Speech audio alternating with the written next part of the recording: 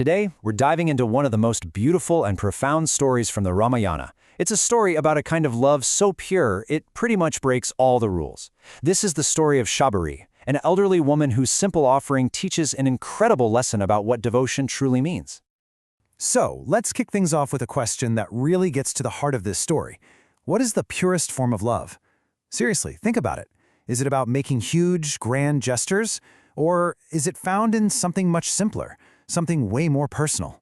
Just keep that question in the back of your mind as we get into Shabari's story. All right, so let's set the scene. Our story picks up right in the middle of a desperate search. You've got two brothers, Rama and the ever-loyal Lakshmana, and they're on a quest to find Rama's wife, Sita, who's been kidnapped. They're following whatever scraps of guidance they can find, and their path leads them deep, deep into a forest, straight towards an encounter that is going to change everything. Just picture Rama and Lakshmana for a second.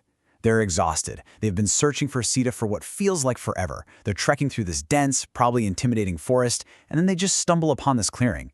And it's not some grand palace or a big temple. No, it's a simple, humble little hermitage, and it just radiates this incredible sense of peace.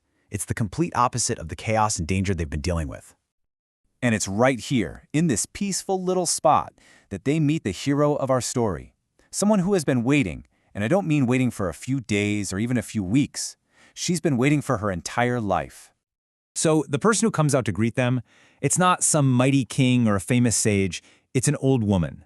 She's described as frail, simple-looking, but it's her eyes that tell the real story.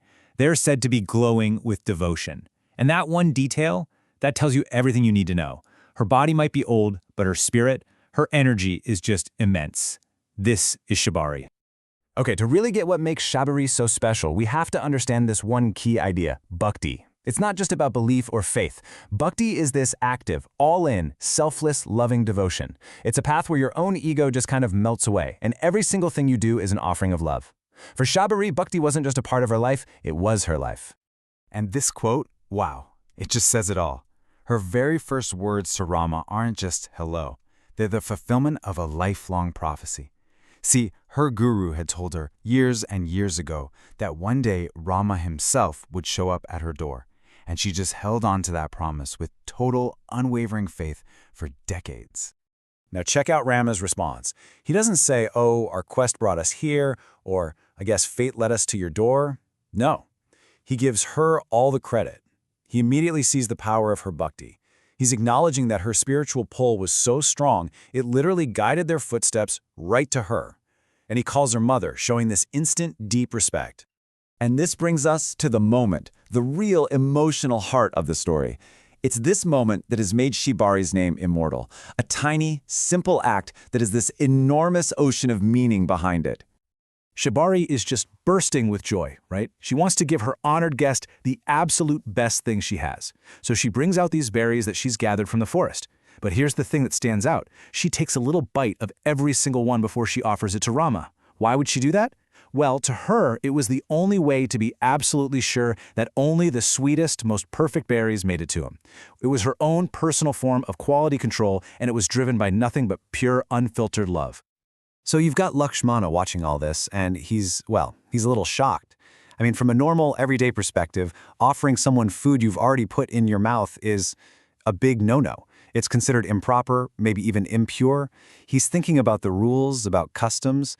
So he quietly points it out to Rama. And Rama's reply, this is the mic drop moment of the whole story. He gently tells Lakshmana that he's completely missing the point. He's saying, look, the physical state of the fruit doesn't matter at all compared to the purity of her intention. Shabari's love, her selfless bhakti, that was the real offering. The berries were just the container for it. And so Rama accepts them, not just as food, but as these beautiful, sacred gifts of love. So this incredible moment, it isn't just a lesson in devotion. It actually becomes this huge turning point for Rama's quest. It's not a one-sided thing. It's a perfect exchange of grace. So here's how it plays out. It's this beautiful symmetry. After Rama accepts her offering, he asks her for guidance. And Shabari, this humble woman of the forest, gives him the exact information he needs. She tells him to go to the Rishamukha hills to find the Monkey King, Sugriva, who, as we know, will become his greatest ally. And then, in return for her guidance and her love, Rama gives her what she's been waiting for her entire life, his blessing. Her purpose is fulfilled. And again, just look at Rama's humility here. He, a prince, a divine incarnation, tells this simple forest dweller that her guidance is precious. It's just this powerful reminder that real wisdom, it doesn't come from status or power. It can be found in a heart that's been purified by love. And that brings us to the end of Shabari's journey here on Earth. Her purpose has been met, her devotion has been seen and accepted, and her story is now complete. With her life's purpose now fulfilled, having finally met the divine face she waited so long to see, Shabari peacefully closes her eyes and lets go. Her long, patient wait is over. Her spirit, the stories say, merges with divine light, which signifies her final liberation, or moksha. And that one simple act of love with the berries, it wasn't just a passing moment.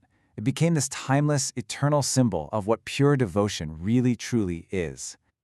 And so, that brings us all the way back to the question we started with. The story of Shabari beautifully shows us that devotion, that pure bhakti, is the path. But it leaves us with one final big thought to chew on. If this kind of pure-hearted, unwavering love is the path, then what is the destination? Is it a place, a state of mind? Or maybe, just maybe, the destination is found simply in the journey of loving itself?